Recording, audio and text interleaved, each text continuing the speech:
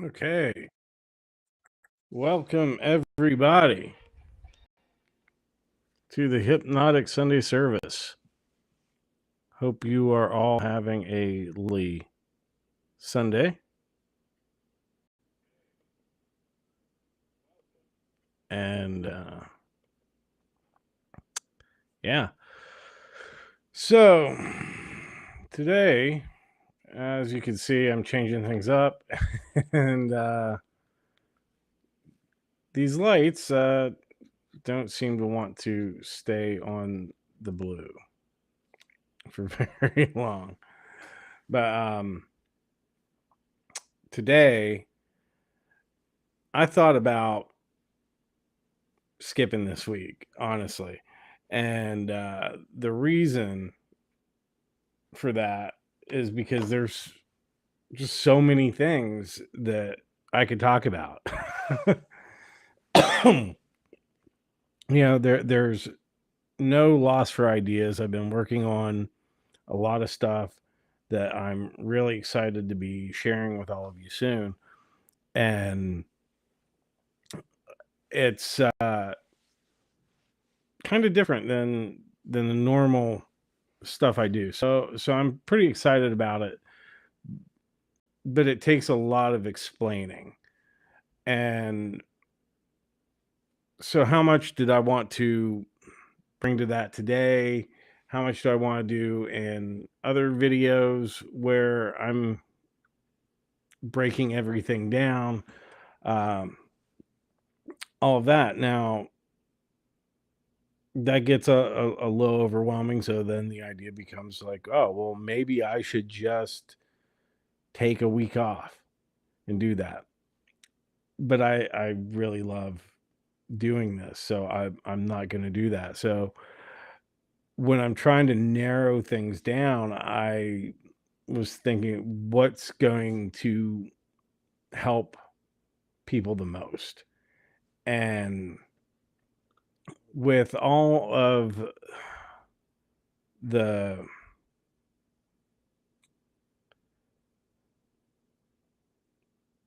with all of the new things I've been working on, and there was the alternate reality meditation I did, and there's going to be more of that coming. Um, very exciting stuff, but I didn't want to go too deep into that without covering some of the issues that people run into, the work that you have to do kind of before you do all of this other stuff. And we tend to lose sight of that a lot. We want to jump to the end, and we want to take shortcuts on things.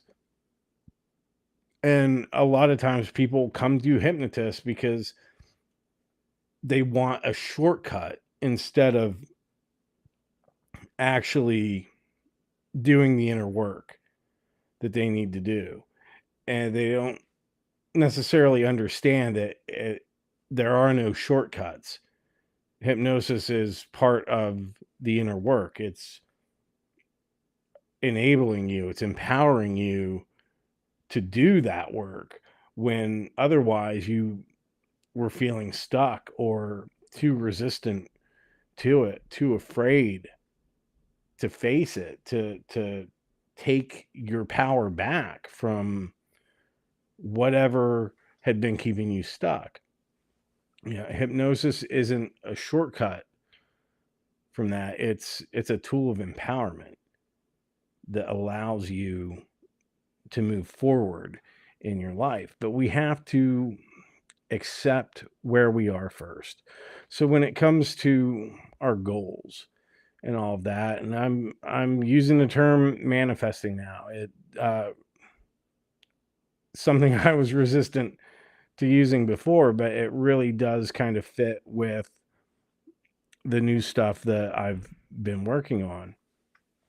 And when it comes to creating the reality around us, you know? And I'm not talking about like the parallel reality stuff. Like, I'll see a lot of things where people talk about, oh, shift into a parallel reality where you have all this abundance and everything.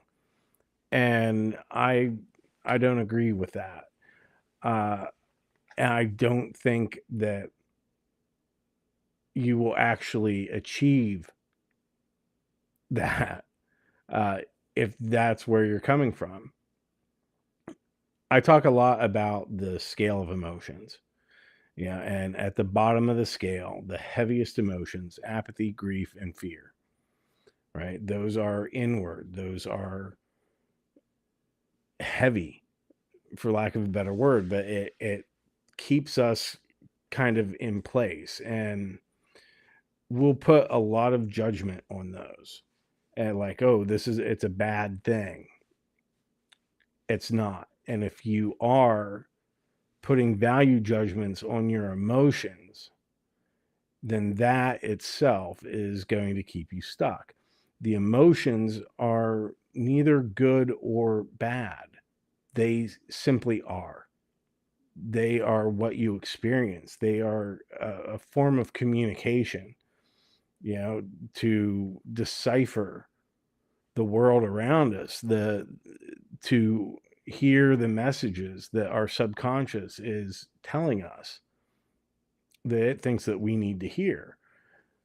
It Emotions are the go-between, and then they generate feelings in the body. And so the heavier emotions are the more uncomfortable feelings. And once we get out of apathy, grief, and fear, moving up, we have the outward, the pushing energies, the energies of doing. And that's want or lust, anger, and pride. And those drive us to take action. I want something. Well, how am I going to get it? I'm going to get it. I'm going to go after it. I'm going to chase it.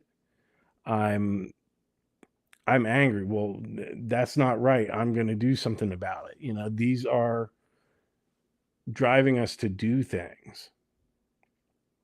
And again, a lot of people will feel bad about that.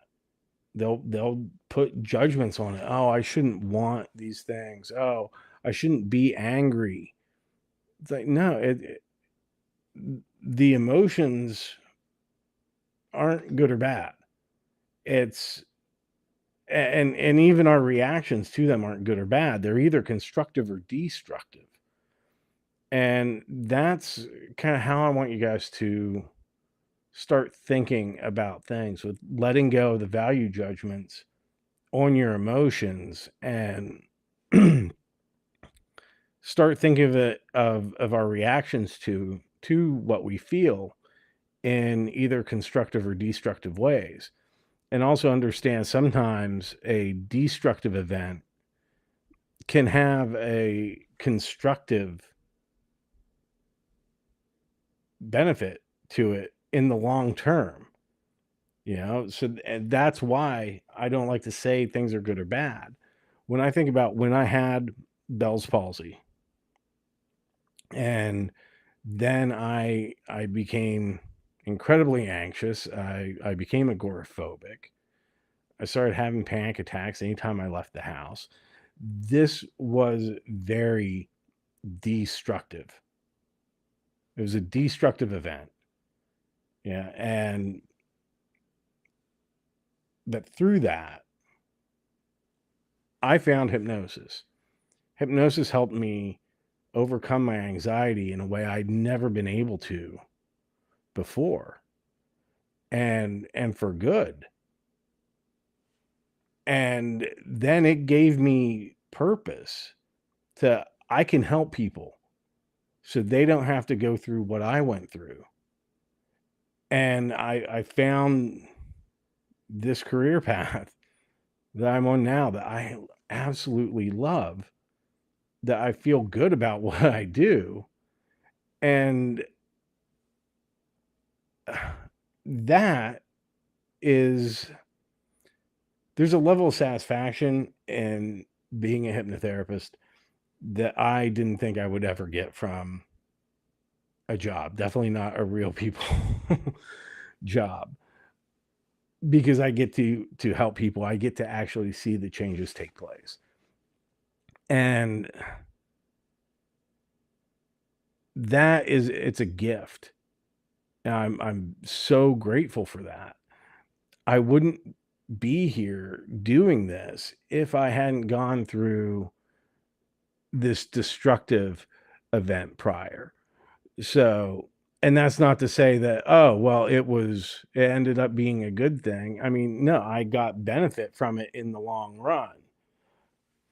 But everything I had to deal with, that still sucked. That's still, it didn't feel good. It wasn't enjoyable. It was destructive. But like a forest fire will come through, destroy property, destroy, habitats for animals and everything, but it enriches the soil so new life can grow. It just happens. And it's nature, so we shouldn't judge it. We can only judge our reactions to it. And even then, are we acting in a constructive or destructive way? So, one of the traps that people fall into when it comes to all this is they'll get stuck in want. And wanting is an easy place to get stuck into. But we have to remember we can't want and have at the same time. Yeah, it doesn't work. And when you think about, wanting or lusting after something, like our goals, whatever, it implies there's a chasing aspect to it. Like you're running after something that's maybe just out of reach. And it's like, oh, if I could only get this, then I would be happy. Then my life would be complete. But if I only did this one thing, if I accomplished this, then everything would be fine. But you want that and you chase it. Oh, if I made more money, if I could only get that. And it stays out of reach and you don't get it because you can't want and you can't and have at the same time. You end up creating this psychic distance and pushing away the thing that you want, pushing away the goal you want to reach.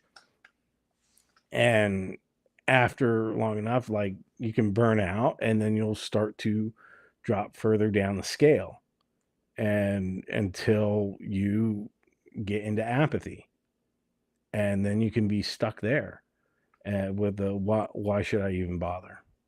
Why try? Nothing ever works out.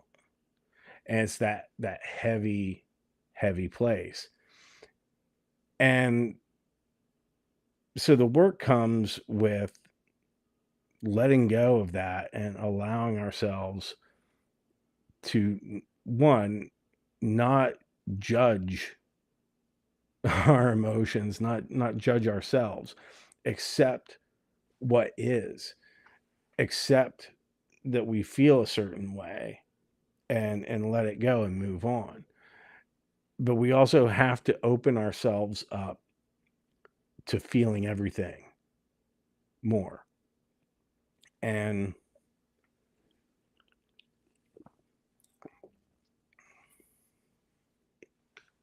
opening ourselves up to feeling things, that, especially if we've been shut down for a long time, that can be a huge challenge. We can think that we're out of apathy, but there might still be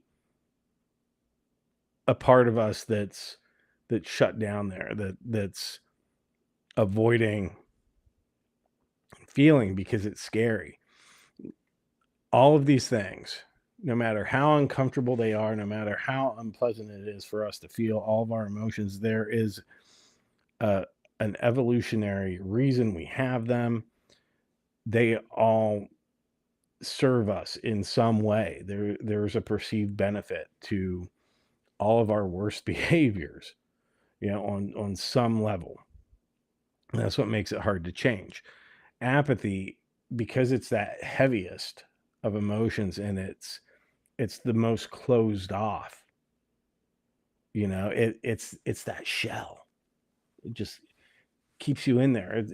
It's meant to protect you, because opening ourselves up, allowing ourselves to be vulnerable, that's a scary thing, right? That that is not necessarily the most comfortable thing either if you're not used to it.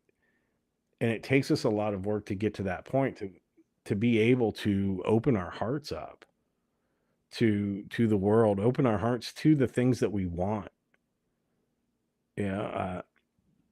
and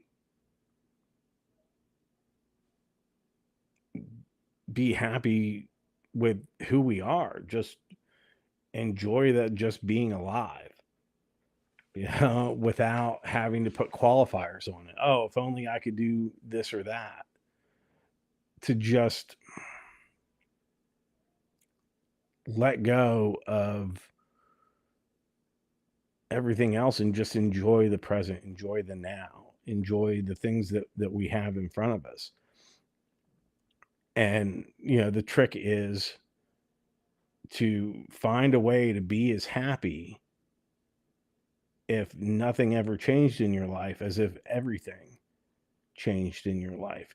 Can you be happy without reaching these goals, without these things that you want? And finding a way to do that. And I mean, if the answer is no, which, especially our goals are important to us, that might be it. Then what can you do? How can you move in the direction of being happy with yourself if that never happens? What do you need to do that? How can you be in the moment and just start being present? And then that's when we let go of the goal. We're not chasing it anymore. We're saying, I want this. I'm putting it out there into the universe. In the meantime, I'm going to work on myself. I'm going to be happy with who I am, and I'm going to do the work. So when that comes to me, because I'm going to be open to it, I'm going to be in a place where I'm more ready to receive it. I'm not going to be chasing it, wanting it, lusting after it. I'm going to be open. I'm going to do my thing in the meantime, to as if it's something that is already happening. And yeah, I mean, it is happening. There's a parallel world where it is happening, and we just want to bring that energy in. But we have to be at a place where we're ready for it. Yeah, if somebody is making videos like this, and everybody talks about, you gotta have a viral video, you gotta do X, Y, and Z, get a viral video, like that is some magical thing that just makes your life perfect, and when really it doesn't matter if you're being consistent in your day to day, then that's a much more important thing than having one video that explodes. And then what are you going to do with it? Are you in a place where you can capitalize on this sudden popularity? Are you open to it? Are you living your life high enough in courage and up there in order to start riding that wave and not want more, but just accepting what's there and then being consistent in what you're doing? And I think, as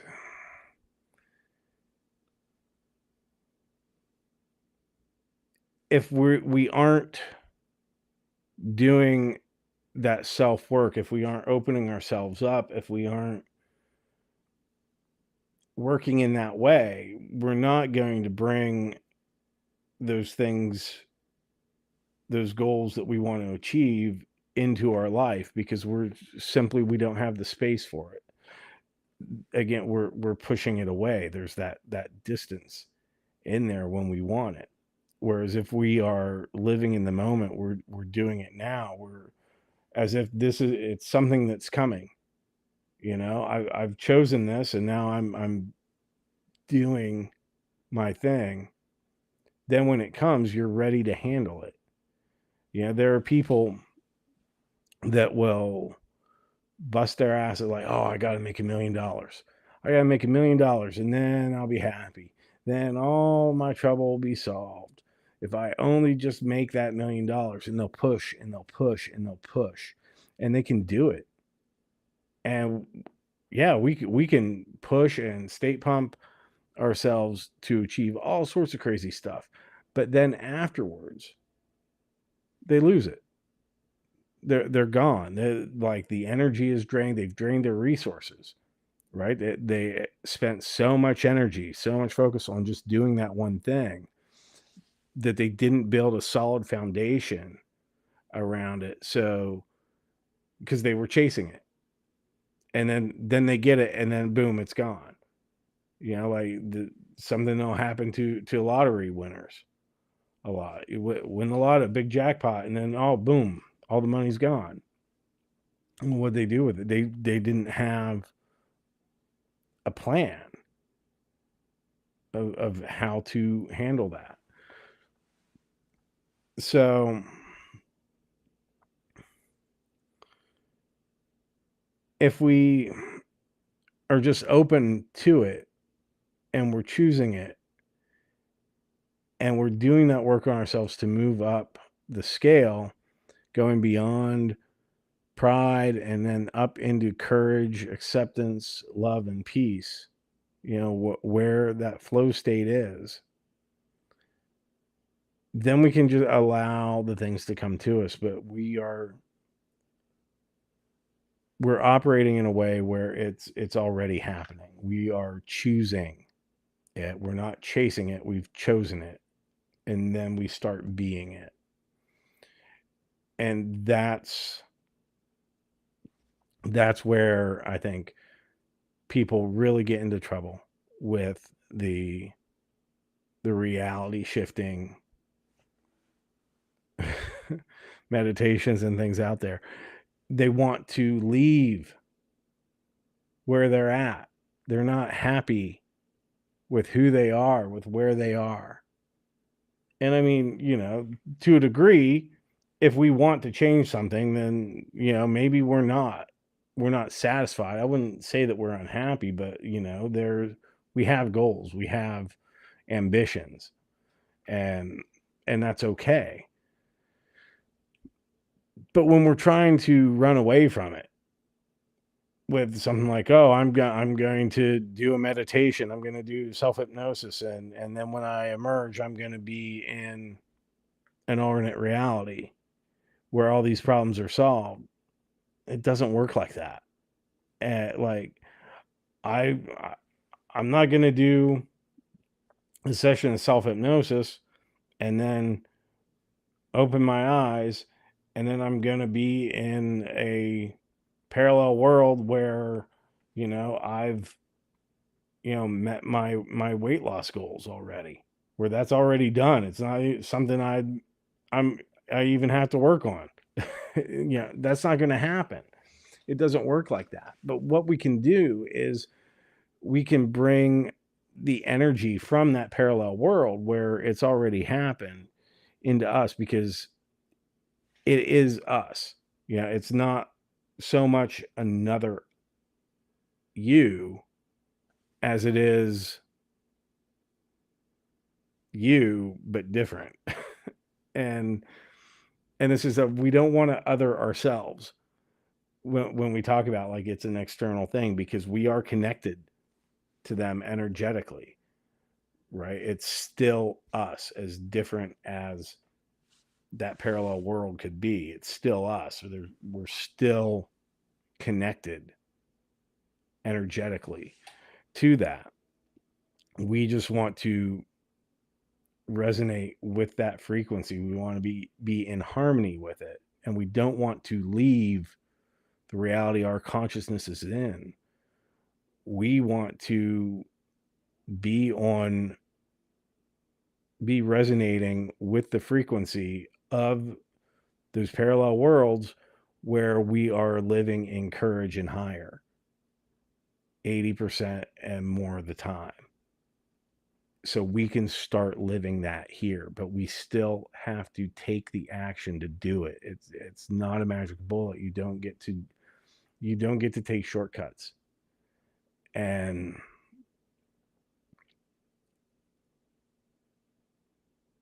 but it makes it easier for us to do the work.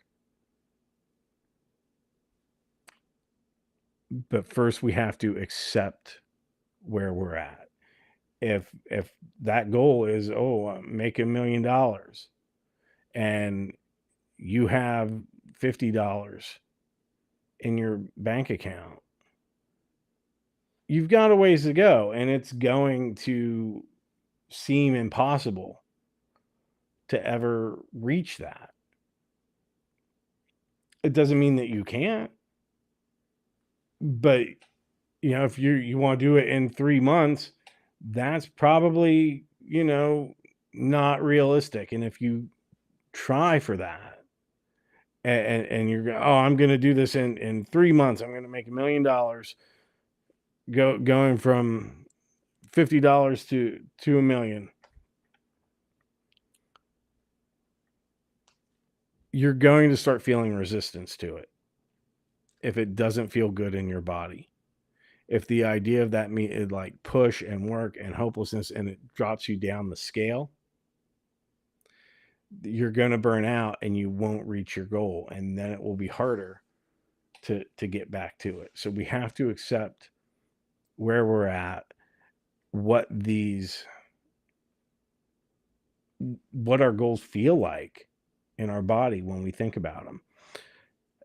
So that's why, it's important to write down our goals, write down the things that we want, like not just type it in the notes app on the phone or something like that, but get a notebook, get a notepad, something dedicated to it.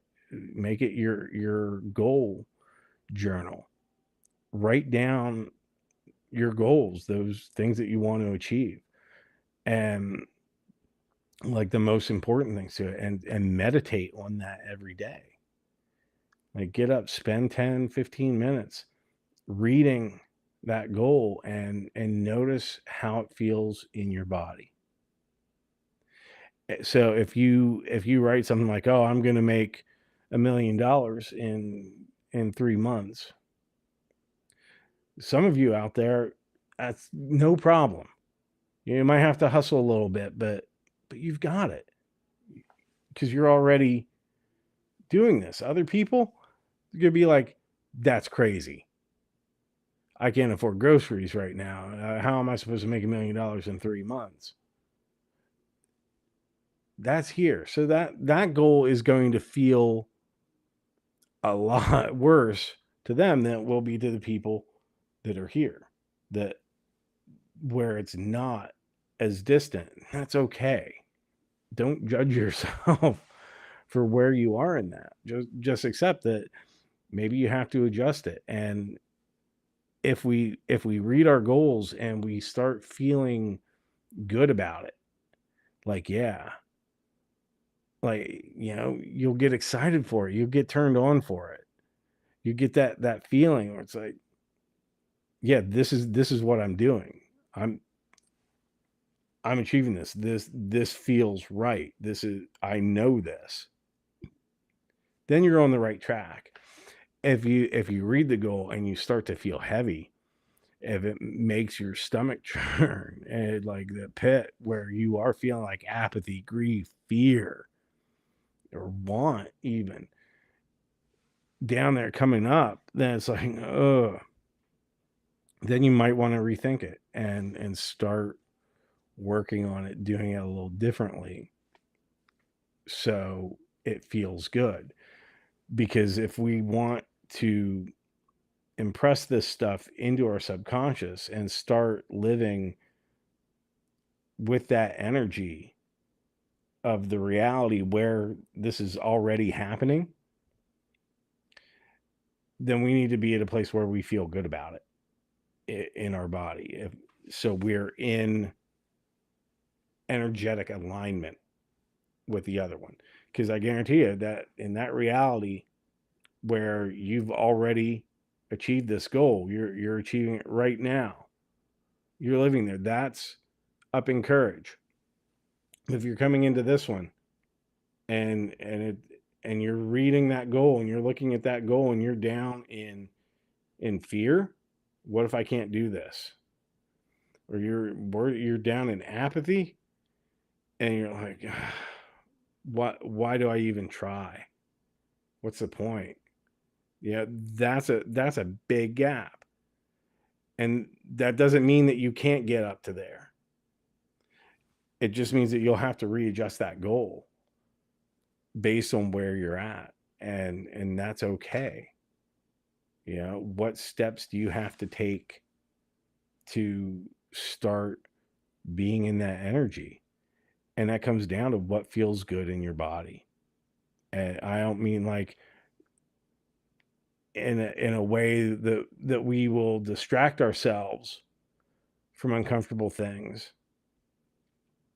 but in a way that really genuinely brings us joy, brings us that feeling of excitement where we move to it. When I decided to become a hypnotist, it happened pretty fast. And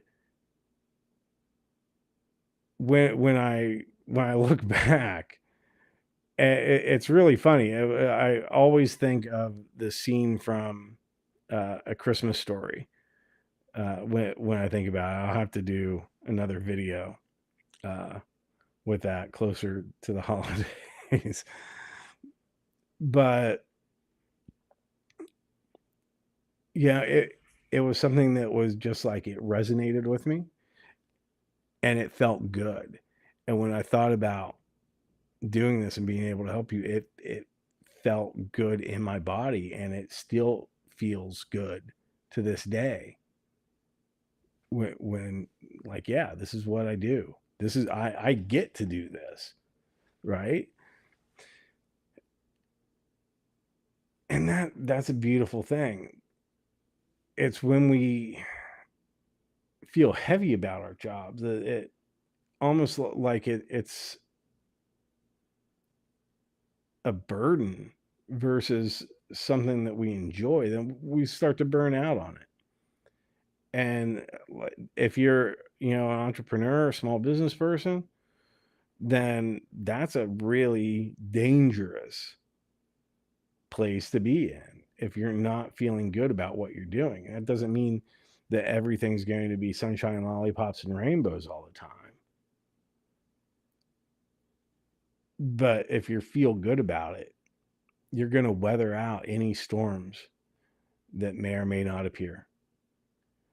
Whereas if you feel bad about it, if you're down in fear, or there's that doubt, that hesitation, then that first bump in the road, you might want to leave it behind. So that's what we really have to ask ourselves and see what feels good and keep checking in, because like it might feel good for a while and then start feeling heavy as we do more work. And that doesn't mean that we're giving up on whatever. It just means that we need to course correct, because there are always goals that come up on the way to our goals.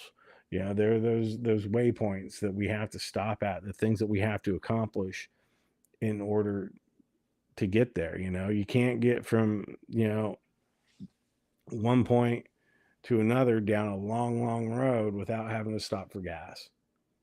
And then maybe like, okay, depending on the weather, you might decide to take another route or go somewhere else, you know, and chasing our goals. Well, I don't like, we shouldn't be chasing them. We should be welcoming them, but working towards achieving our goals is very much like that.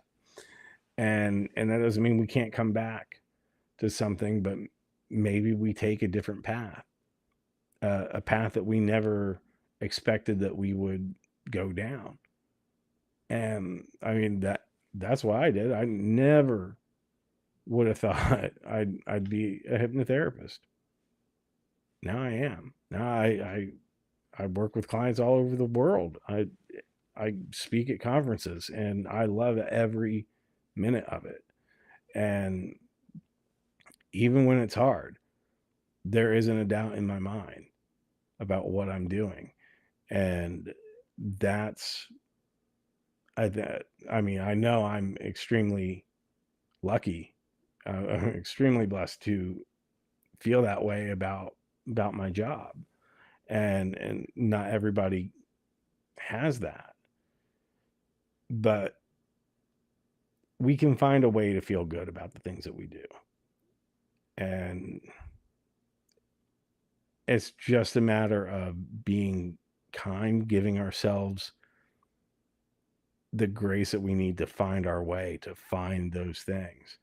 And maybe sometimes that does mean that we need to step back and just take a deep breath and just relax and allow ourselves to feel whatever we're feeling. If we're feeling heavy about something, if we're feeling worried, we need to welcome that in without judgment